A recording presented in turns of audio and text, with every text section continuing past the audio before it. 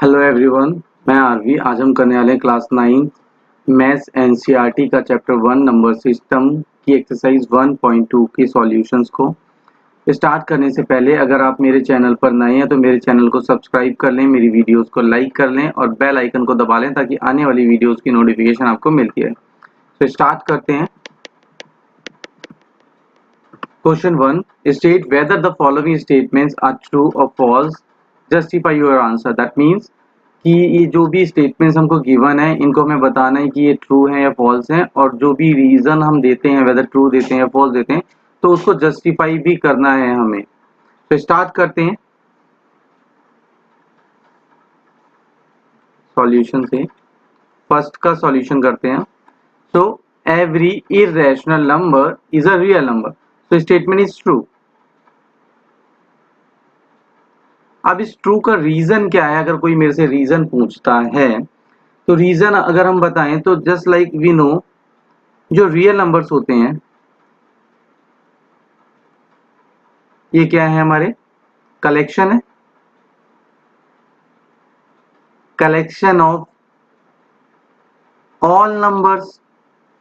अब all numbers में आपके नेचुरल नंबर्स भी आ सकते हैं,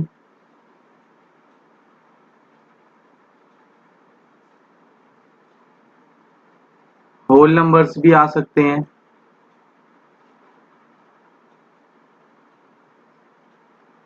रैशनल नंबर्स भी हो सकते हैं,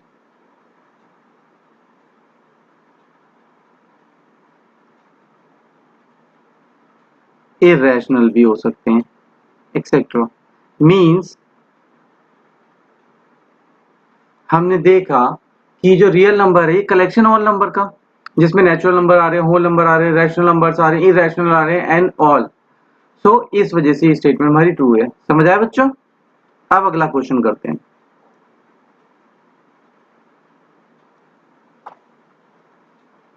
इसका सेकंड पार्ट करते हैं।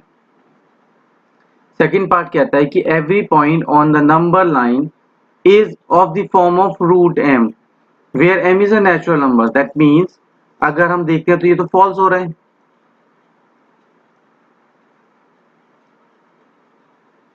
अब फॉल्स की रीजन को अगर हम डिस्कस करते हैं तो देखिए, ये मेरी कोई नंबर लाइन है जहां पे सेंटर पे 0, राइट साइड में आप पॉजिटिव नंबर्स लिखेंगे, लेफ्ट साइड में हमारे नेगेटिव नंबर्स आते हैं।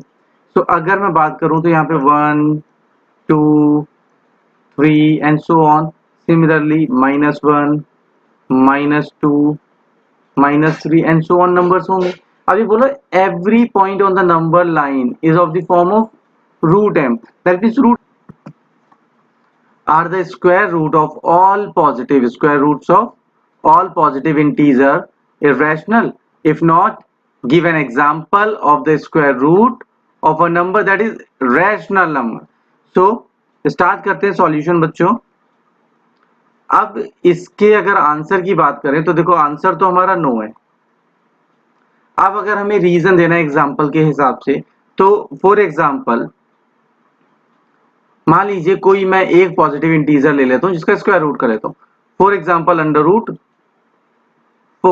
सो इसकी वैल्यू आप देखेंगे 2 होती है, तो 2 is not an irrational number, ये मेरा रैशनल नंबर है। सिमिलरली अगर मैं √9 लेता हूं तो यहाँ पे भी मेरी वैल्यू 3 आ रही है। तो 3 भी हमारा रैशनल नंबर है, एक इंटीजर रैशनल नंबर है, एक पॉजिटिव इंटीजर अगर हम कैरी करते हैं। तो इस वजह से हम कह सकते हैं कि जरूरी नहीं है कि हर पॉजिटिव इंटीजर का अगर हम स्क्वायर रूट करें तो वो हमारा एक इरेशनल नंबर ही होगा। समझ आया बच्चों? करते हैं अगले क्वेश्चन को।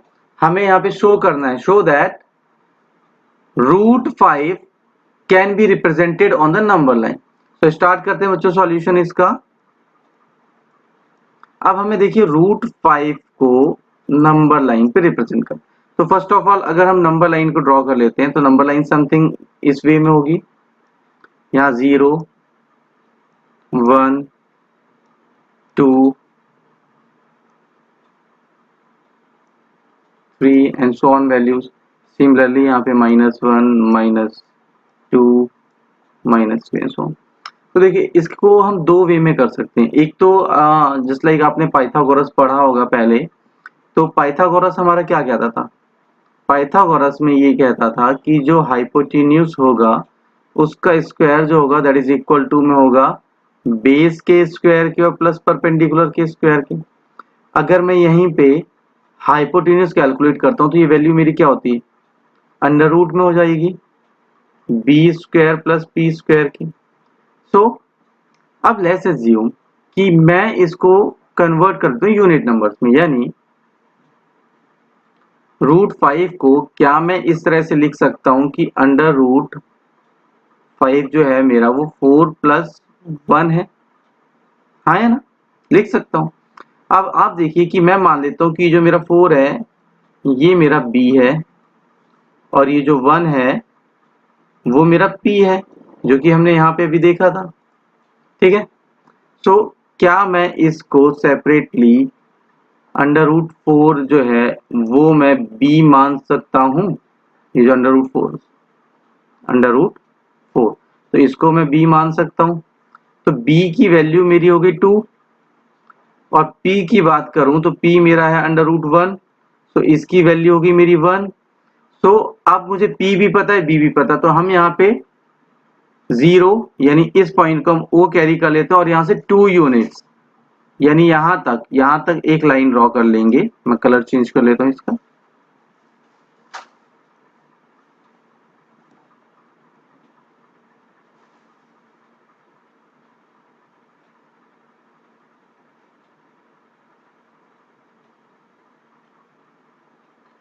इसको यहाँ से लेके हम यहाँ तक एक ड्रॉ कर लेंगे जिसका नाम दे देंगे O।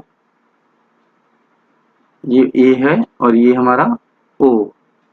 तो हमने क्या करा, हमने लिया OA जो कि हमारा है क्या, बेस है, जिसको हमने 2 यूनिट लिया। कितना यूनिट लिया बच्चों? 2 यूनिट। अब हम ड्रॉ करेंगे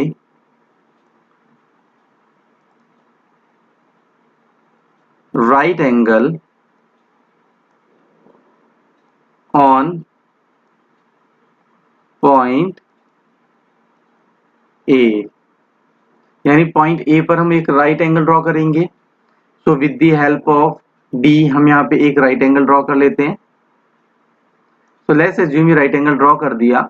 यहां से हम कोई पॉइंट लेंगे, यानी हम पॉइंट ले लेते हैं ए बी, जिसको हम मान लेते हैं ये किया हमारा है परपेंडिकुलर।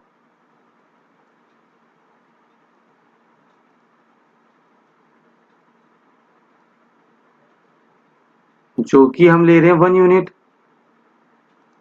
सो लेट्स अज्यूम ये ए था और यहाँ पे कोई पॉइंट है जिसको हमने बी मान लिया। ठीक है बच्चों, तो ये मेरा क्या हो गया, ए बी हो गया।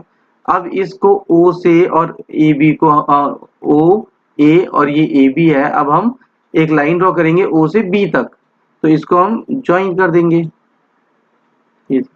तो अब ये तो हमारा 1 यूनिट था, ये हमारा 2 यूनिट था, तो और ये हमारा 90 डिग्री था। तो अब यहाँ पे पाइथागोरस एप्लीकेबल है, तो अगर हम लगाएंगे तो ये ए ओ ए बी ये हमारे क्या है, बेस और परपेंडिकुलर है, और हाइपोटेन्यूज की वैल्यू हमारी 5 आ जाएगी। फिर ओ ए और ए बी जो है ये बेस तो थे ही हमारे, बट जो ए बी है इसको हम एज ए रेडियस मान के एक सेमी सर्कल या आर्क टाइप का ड्रॉ कर देंगे, तो यहाँ से हमारी इसकी वैल्यू आ जाएगी। समझ आया बच्चों? तो आज हम यहीं तक करते हैं, मिलते हैं अगली क्लास।